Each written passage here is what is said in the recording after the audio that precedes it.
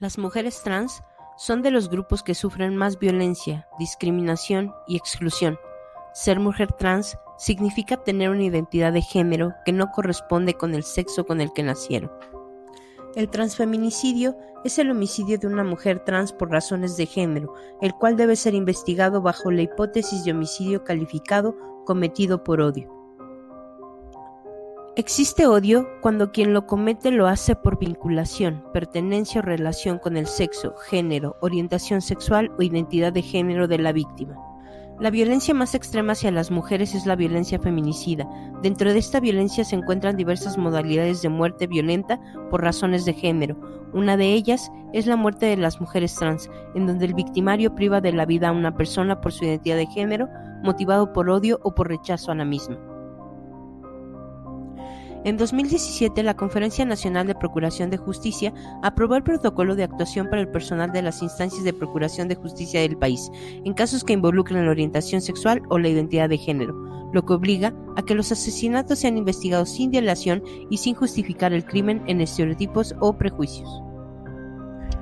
La investigación eficaz de un asesinato relacionado con la identidad de género de una mujer trans conlleva reiterar la condena estatal hacia la discriminación y reforzar la confianza de grupos en situación de vulnerabilidad en la protección de las autoridades ante la violencia de género. El Comité CEDAW señala que el hecho de que no se investigue, enjuicie y castigue a los autores de la violencia de esos actos constituye un permiso tácito o una incitación a cometer actos de violencia por razón de género en contra de las mujeres. México ocupó el segundo lugar a nivel mundial en tasa de transfeminicidios, 247 entre los años 2016 y 2017. Uno de estos crímenes fue el de Paola Buenrostro. De mi compañera Paola, que desgraciadamente pues fue brutalmente asesinada hoy hace un año. Todavía estamos esperando la orden para que se realice la reaprehensión.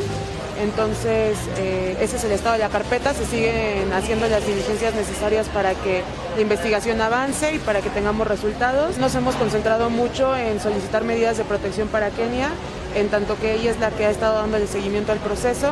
Para nosotros es muy importante que se reconozca que la defensa de los derechos que está haciendo Kenia de su compañera, pero además de la comunidad, es muy, muy importante. Las medidas de protección fueron giradas desde el año pasado por una evaluación que hizo ADEVI, la Fiscalía de Homicidios y también por parte de la CEAF.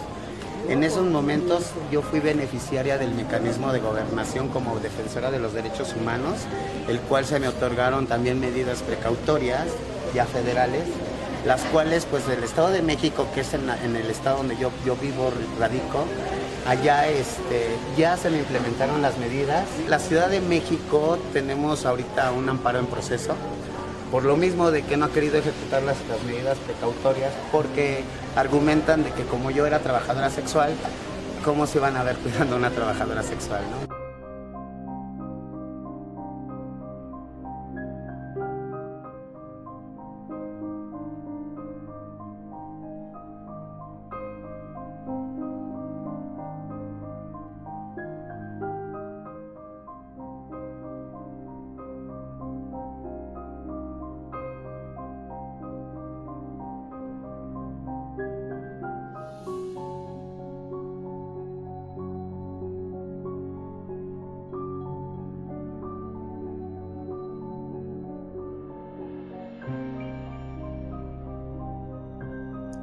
A pesar de los hechos, el delito investigado fue homicidio calificado bajo la hipótesis de ventaja. Derivado de la inadecuada investigación de la Fiscalía Desconcentrada, no se vinculó a proceso al imputado. Posteriormente, se remitió la carpeta a la Fiscalía Especializada. Ahí, casi un mes después, se recolectaron indicios útiles. A pesar de que la carpeta de investigación estaba en la agencia especializada, no hay una línea de investigación respecto a que puede tratarse de un crimen de odio por razones de género.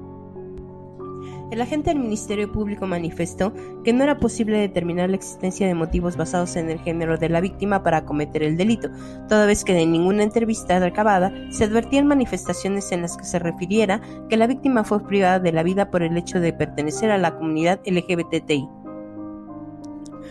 Contrario a lo que establece el protocolo de actuación en casos que involucren la orientación sexual o la identidad de género, no habrá en la carpeta de investigación referencia a su identidad y tampoco se le reconoce, ya que durante la investigación se refieren a Paola como Manuel Ventura, Alejandro, el occiso, el sujeto masculino, el sexoservidor desconocido.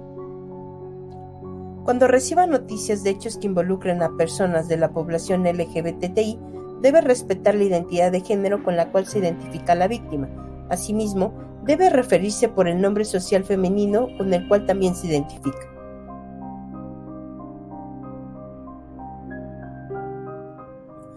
Ponerse las gafas violetas también implica respetar la identidad de género de las personas.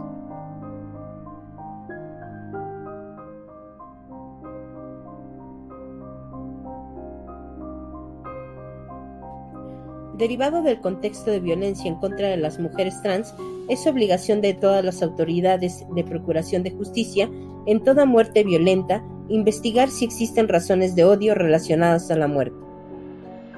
Si su actuación como autoridad está basada en prejuicios y estereotipos, la investigación será inadecuada, denegará acceso a la justicia a las víctimas, contribuirá a la impunidad y puede ser sometido a procedimientos sancionatorios.